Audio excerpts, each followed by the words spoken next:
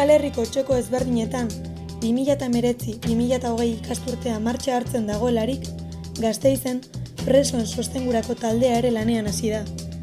Aurreko ikasturteetan bezala, presoen izaera politikoa azpimarratu eta beraien askatasuna exigituko dugu kanpusean. Ezinbestekoa deritzogu, preso politikoen auziak presentzia izatea unibertsitatean.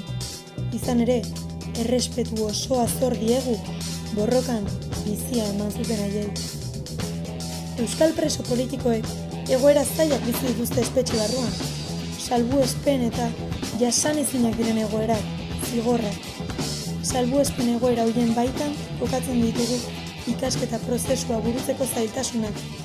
Batetik, matrikula egiteko edota apunteak espetxera sartzeko zailtasunak. Eta bestetik, Espainiar estatuan baituta dauden presoek EHUn ikasketa prozesua aurrera eramateko debekua. Prozesua orokorki zailtzeaz gain, gure laguntzeko gaitasunak oztopatzen dituelarik.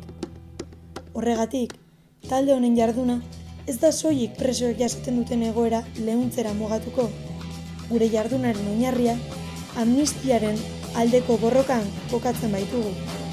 Hori baita, gatibu dauden burkideak askatzeko eta Euskal Herriko langileriak jasaten duen zapalkuntza sozial zein nazionalarekin bukatzeko bide bakarra. Hala eta guztiz ere, ezinbestekoa deritzogu ikasle presoei apunteak zein behar duten edozein laguntza eskaintzea. Prest, ezinbesteko tresna da, ez soilik presoen sostengurako, baita ikasle mugimenduan ematen diren errepresio kasuei aurre egiteko ere. Presente izan behar ditugu beti aurreko ikasturteetan eman diren errepresio kasuak. Hala nola, 2016ko ikasle grebaren harira egon ziren auziperatuak edo 2017ko gudari egunaren harira emandako atxiloketak.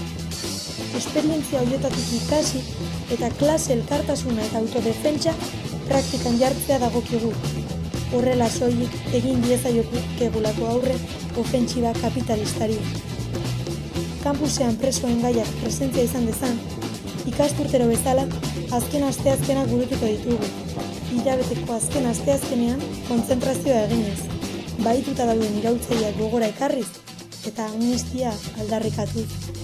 Horrez gain, egun zein aste puntualetan lanketa berezia egingo dugu arlo ezberdinen inguruan.